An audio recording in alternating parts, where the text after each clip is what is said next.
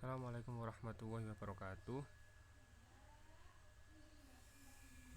Pada segmen yang kedua ini, materi yang kedua, kita mempelajari tentang apa itu hasud. Jadi, tadi pada video pertama belum saya sampaikan bahwasannya kita hidup di dunia ini atau diri kita sendiri itu mempunyai dua unsur ya. Jadi unsur dohir dan unsur batin atau jasmani dan rohani. Sehingga untuk pembahasan akhlak tercela pada materi kali ini itu lebih cenderung ke akhlak tercela yang berhubungan dengan perbuatan batin. Kalau manusia kan terdiri dari dua unsur, ada unsur dohir, ada unsur batin, ada jasad, ada ruh, atau ada yang tampak, yang tidak tampak. Dalam hal ini ada perbuatan, kalau perbuatan dohir, perbuatan yang buruk atau perbuatan tercela, misalnya seperti mencuri, itu kan perbuatan dohir. Seperti apalagi mengolok-ngolok, menghina.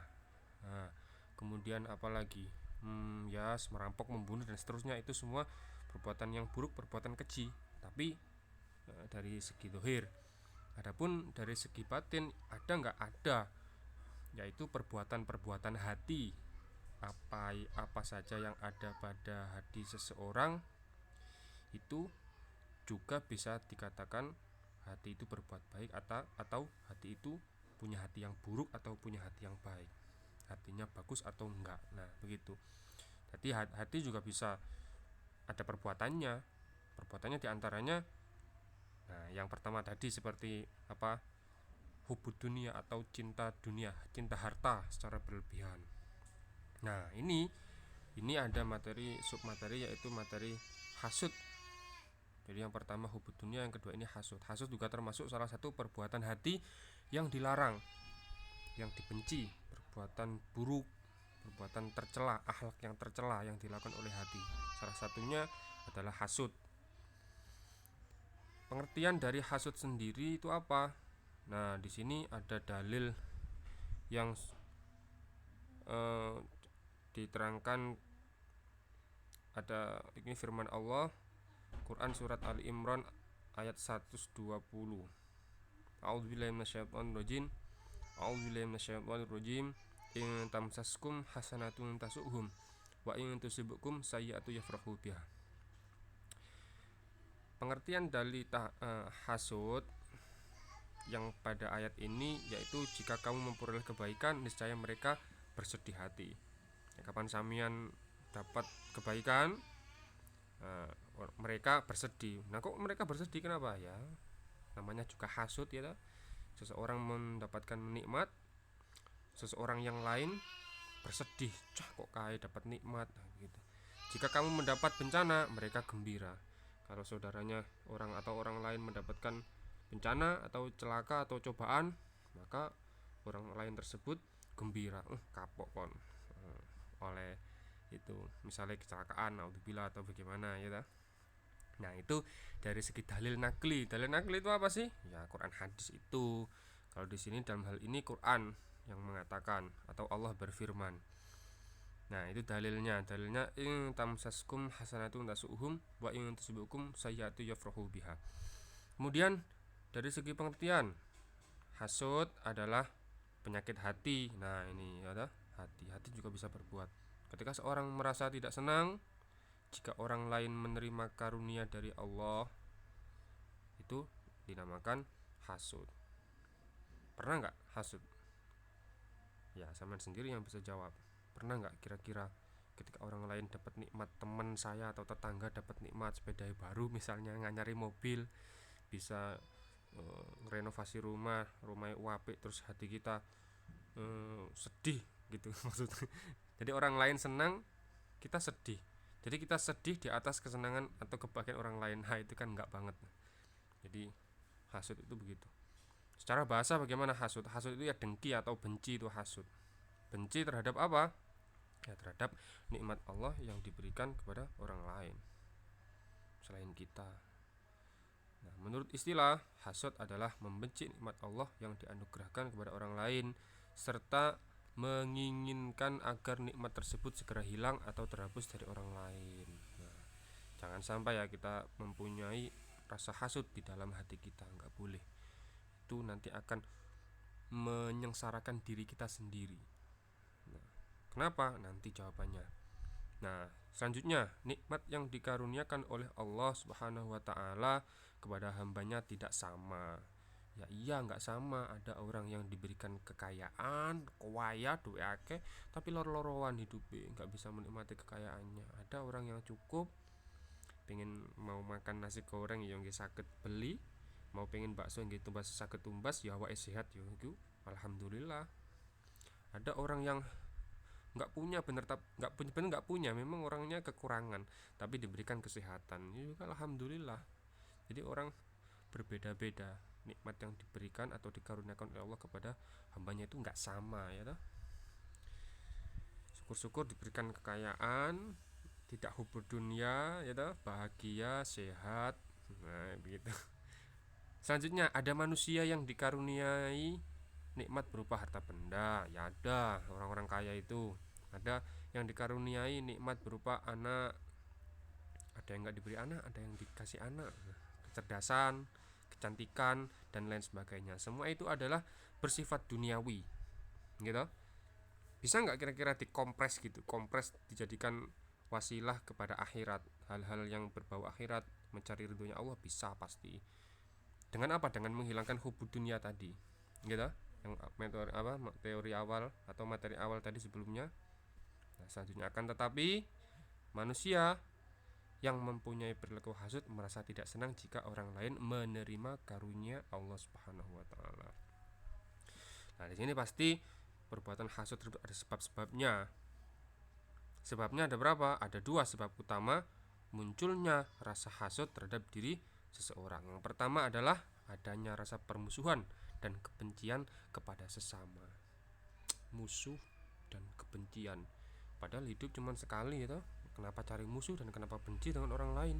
Padahal yang disebut orang yang beriman itu yang menyayangi tangganya, memuliakan tamunya, menyayangi saudaranya seislam, seiman, setanah air. Nah, ini bukan cerminan orang yang mukmin kalau misalnya suka bermusuhan dan suka benci terhadap orang lain. Orang mukmin tidak begitu, orang yang sempurna imannya tidak begitu. Lanjut, yang kedua adalah, yang pertama tadi apa? Adanya rasa permusuhan dan kebencian. Jadi permusuhan dan kebencian segera dihilangkan atau diredakan. Kalau sekarang yang punya musuh, sekarang yang lagi benci dengan tetangga, dengan teman, segera dipadamkan, segera diredakan hal tersebut. Soalnya apa? Nanti khawatir hasud orang lain yang ada perseteruan dengan kita mendapatkan nikmat, kita hasud, kita benci. Cah lapo musuhku kayak oleh tuh sepeda anyar, gak sopan aku, semoga-moga kecelakaan. Nah begitu nggak boleh. Yang kedua, apa sebabnya? Yang kedua, adanya sifat takabur atau sombong. Apa itu sombong? Yakni merasa diri sendiri yang paling baik, yang paling benar, atau paling hebat. Koyok Tuhan aja, paling hebat, paling baik, paling benar. Hebat opo manusia itu kan tempatnya, manusia itu kan lemah gitu. Lemah manusia, kena opo dilu loro gitu, kok merasa paling hebat. Nggak ada paling hebat, itu paling benar, paling baik Allah Subhanahu wa taala. Dari sifat dan sikap seperti ini, seseorang tidak suka terhadap keberhasilan dan kemajuan yang dicapai orang lain. Misalnya orang lain karirnya naik, karirnya lagi moncer, sukses gitu, tetangganya kok iso mencibir, nggak suka, benci gitu. Benci plus sedih apa ya, Allah tonggoku kok iku ya pedeng aku, nah begitu. Muka-muka ae bangkrut, nah, nggak boleh. Ya, itu karena apa ya? Karena musuh, karena benci, nggak ada. Terus kemudian permusuhan, sebabnya apa tadi? Kita ulangi, permusuhan, kemudian kebencian terhadap orang lain, kemudian rasa sombong, takabur. Nah itu caranya bagaimana Pak biar kita nggak takabur? Ya caranya menanamkan pada diri sendiri angen-angen apa yang kita miliki, apa yang melekat pada diri kita itu hakikatnya bukan kita pribadi, yang bukan dari kita, hakikatnya adalah semua adalah milik Allah Subhanahu wa taala. Sehingga kalau kita mengetahui menanamkan setiap hari hal tersebut, maka apa yang bisa kita banggakan? Wong semua itu dari Allah, gitu. Semua itu dari Allah Subhanahu wa taala. Rumah, kemudian pekerjaan, kemudian kebaikan-kebaikan yang ada pada diri kita itu tidak sepatutnya kita sombongkan, karena semua itu adalah fadilah atau fadolnya Allah, anugerahnya Allah Subhanahu kepada diri kita. Selanjutnya, ketika seseorang mempunyai rasa hasud, maka pasti ada akibatnya di situ. Kalau orang hasud itu pasti ono akibatnya. Sebentar atau lama pasti ada akibatnya. Yang pertama apa? Menghanguskan amal kebaikan. Di sini hasud dapat membakar amal kebaikan bagaikan api membakar kayu bakar. Api membakar kayu bakar. Entek. Sing asline kayu itu mau dikumpulno terus kemudian kebakar jadi abu, hilang kayunya, tinggal abu, musnah. Rasulullah bersabda, iyyakum wal hasada fa innal hasada yakulul hasanati kama takulun narul hatab.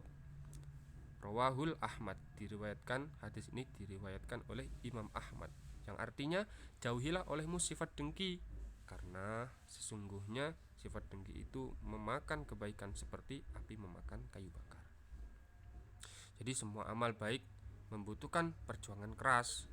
Ya, sangat sayang toh ketika amal baik itu lenyap seketika dengan perilaku kita yang berupa hasud tersebut. Kita ada rasa benci, ada rasa permusuhan kepada saudara kita, sehingga apa yang dianugerahkan Allah kepada saudara kita nggak suka. Nah, itu namanya hasud. Rugilah orang hasud. Amal kebaikan yang telah dikumpulkan bertahun-tahun pun lenyap, tidak berbekas. Pahala sodako, pahala menolong orang, wis karena hasud wis lenyap wis. Jadi tolong dijaga, hati kita dijaga, nggak boleh hasud. Jangan sampai hasud, jangan sampai ada permusuhan, jangan sampai ada kebencian di antara kita orang muslim, orang mukmin. Jangan sampai ada rasa sombong pada diri kita. Kemudian jangan sampai ada kita mencintai dunia dengan berlebihan, karena dunia itu tidak tujuan. Orang yang mempunyai hobi dunia itu menganggap bahwasanya menganggap bahwasanya dunia materi itu tujuannya untuk hidup, padahal tidak seperti itu. Nah, itu tadi dampak negatif hasud. Yang pertama sudah menghapus amal kebaikan. Yang kedua, merasa senang jika orang lain tertimpa musibah. Nah, senang orang lain tertimpa musibah ini dampak negatif. Kenapa? Ini merasa senang jika orang lain tertimpa musibah ini kan gak normal. Normalnya orang kan, orang kena musibah ikut sedih gitu. Ini berarti wong gak normal, berarti kan gendeng kan ibarat gitu. Ini gak normal wong kena musibah kok seneng itu piye? Ya kan gak normal. Senewan ibarat gitu. Ya pasti itu dampak negatif. Nomor 3, memutus tali silaturahmi. Ini penting. Memutus dan menyambung ini penting loh. Jangan anggap memutus dan menyambung ini sesuatu yang remeh. Jangan. Ini berkaitan dengan banyak hal. Berkaitan dengan pahala yang sangat besar juga iya. Berkaitan dengan kalau memutus juga dosanya besar juga. Memutus silaturahmi, terutama memutus silaturahmi kekeluargaan, misalnya atau sangat dekat lah gitu. Misalnya orang tua kita punya teman, punya hubungan silaturahmi dengan sahabatnya, ya kita hendaknya menyambung, kita jangan memutus tali silaturahmi.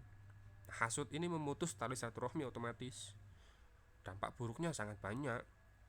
Dampak ketika orang menyambung silaturahmi itu kebaikannya sangat banyak.